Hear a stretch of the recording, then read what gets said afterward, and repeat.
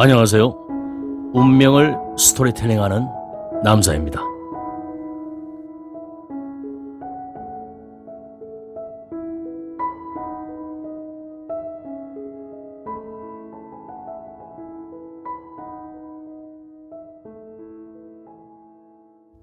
오행의 상생과 상극에 대한 이해.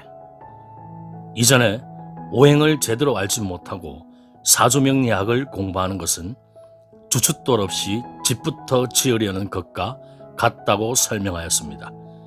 이제 오행의 개념을 이해했다면 오행의 상생과 상극에 대한 이해뿐만 아니라 오행의 상생과 상극의 응용까지 공부해 보도록 하겠습니다.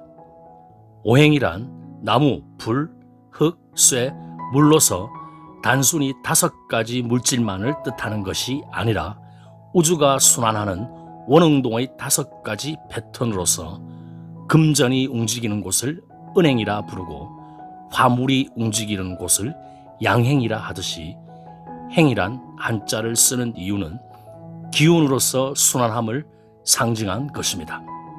그러므로 오행을 이루는 목화 토금수는 각각 다른 오행과 결합할 때는 반드시 생해주거나 극하는 상생과 상극의 관계가 됩니다.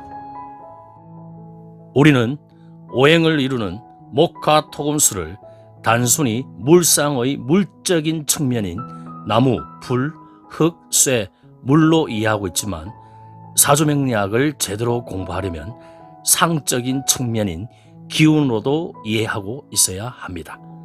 다만 이 공부를 처음 배우시는 분들이 오행의 상생과 상극을 가장 쉽게 이해하기 위한 방법이 물적인 측면인 나무, 불, 흙, 쇠, 물로 접근하는 것이므로 아래와 같이 임의적인 방법으로 설명하는 것임을 참고하기 바랍니다. 상생 1. 목생화. 나무는 불을 낳는다. 즉 나무를 태우면 불이 난다. 불씨를 만드는 가장 원시적인 방법은 나무의 마찰을 통해서다. 2. 화생토. 불은 흙을 낳는다. 즉 불이 타고 나면 재가 되어 흙을 비옥하게 한다. 흙으로 빚은 도자기도 뜨거운 불에 구워야 단단해진다. 3. 토생금. 흙은 쇠를 낳는다. 즉 흙 속에서 쇠나 광물, 암석이 나온다. 4. 금생수. 쇠는 물을 낳는다. 즉 산 정상의 암석 틈에서 샘물이 솟아나온다. 5. 수생목. 물은 나무를 낳는다. 즉 물을 주면 초목이 자란다. 상극. 목극토. 나무는 흙을 극한다. 즉 나무가 흙을 뚫고 뿌리 내린다. 큰 나무를 심으면 아스팔트까지 들고 일어난다. 2. 토극수. 흙은 물을 극한다. 즉 흙으로 제방을 만들어 물을 제어한다. 3. 수극화. 물은 불을 극한다. 즉 물로 불을 끈다. 4. 화극금. 불은 쇠를 극한다. 즉 불로 쇠를 녹인다. 5. 금극목. 쇠는 나무를 극한다. 즉 쇠로 나무를 자른다. 우주는 태극이 돌아가는 상대계로서 항상 음과 양이 공존하고 있습니다. 그러므로 상생만 있다면 결코 우주가 지금처럼 돌아갈 수 없으니 상생을 견제하는 상극도 반드시 필요한 것입니다. 그러므로 상극의 중요성을 주변에서 일어나는 몇 가지 현상들로 설명해 보겠습니다. 1. 아프리카의 육식동물은 초식동물을 잡아먹는데 초식동물의 입장에서 보면 상극인 존재입니다. 만일 육식동물이 천적이 되어 초식동물을 잡아먹지 않으면 초식동물의 숫자가 기하급수적으로 늘어나게 됩니다. 목초지는 제한되어 있기 때문에 일정한 시간이 지나 초식 동물의 숫자가 한계를 넘어서게 되면 결국엔 모두 다 죽게 됩니다. 근시안적으로 보면 초식 동물이 육식 동물에게 잡아먹히는 것이 단순한 상극으로 보이지만 멀리 보면 그것은 생태계의 균형으로 작용합니다. 이처럼 상생과 상극은 음양처럼 함께 작용하지 일방적으로 상생만 있는 것이 아닙니다.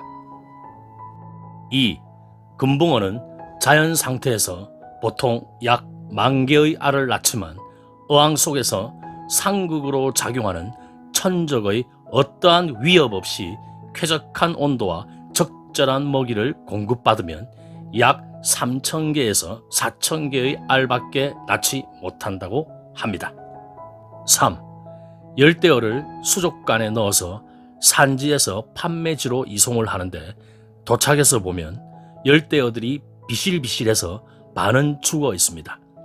그래서 온도나 환경 등을 바닷속 환경과 똑같이 만들었는데도 이동을 해서 보면 비실비실해서 제 값을 못 받는 경우가 많다고 합니다. 그래서 자문을 구했더니 거기다 문어를 한 마리 넣어주라는 것입니다. 문어는 물고기를 잡아먹는데 문어를 한 마리 넣은 상태로 실어와서 보니 열대어들이 눈이 반질반질하고 생생하더라는 것입니다. 이는 열대어들이 생명의 위협을 느끼니까 오히려 살려고 긴장하기 때문이라고 합니다. 4. 표고치기 또한 이와 유사한 원리인데 표고치기란 표고버섯이 자생하는 죽은 참나무를 망치로 치는 작업을 말합니다. 비가 어느 정도 오고 나무가 물에 흠뻑 젖어 있는 상태에서 큰 망치로 두드리면 표고의 포자가 퍼지면서 보다 많은 표고버섯을 채취할 수가 있습니다. 그런데 여기에도 알고 보면 상극의 원리가 숨겨져 있습니다. 망치나 해머로 힘껏 두들겨주면 흔들리는 충격에 표고들은 위험을 느끼게 되는 동시에 자신을 지키려고 몸부림치게 되는데 이때 더 빨리 더 많은 포자들을 퍼뜨려 엄청난 개체수로 늘어나는 것입니다. 여기에서도 음양오행의 상생상극에 밝은 우리 선조들의 지혜에 놀라지 않을 수가 없습니다. 5. 호박에 열매를 많이 열리게 하는 방법이 있습니다. 호박은 줄기가 뻗어가다가 잔뿌리를 땅에 박고 또 뻗어가다가 잔뿌리를 땅에 박고 그렇게 뻗어나갑니다.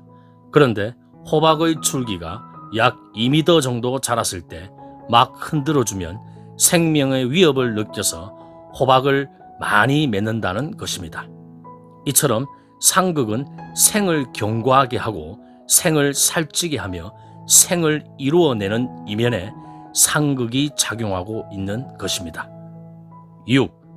실험실에서 벼를 심고는 일정하게 여름의 기온이 유지되게 하고 항상 불을 밝혀 밤이 없는 상태로 지속하면 2, 3년이 되어도 이삭이 패지 않고 잎만 무성해진다고 합니다. 결국 실험실이 잡초밭으로 되어버리는 것입니다. 결국 세상의 모든 생물들은 생활의 조건이 열악하거나 삶의 위협이 크면 클수록 본능적으로 더 많은 이세를 낳게 됩니다. 인간 역시 출산율이 높은 시대에는 전쟁 같은 극을 많이 받았다는 것을 유추할 수 있겠습니다. 7.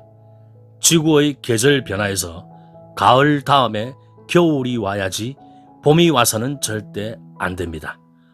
봄에 연약한 새싹이 상대적으로 아주 두껍고 단단한 씨앗 껍질과 땅을 뚫고 나올 수 있는 목기운의 작용력은 겨울의 응축의 기운에서 비롯되므로 겨울이 반드시 봄보다 먼저 와야 하는 것입니다.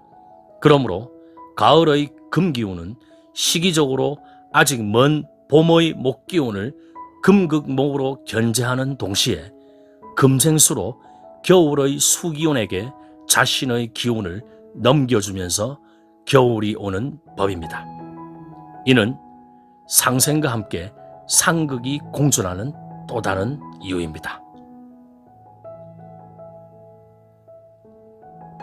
자신의 운명을 스토리텔링하는 그날까지.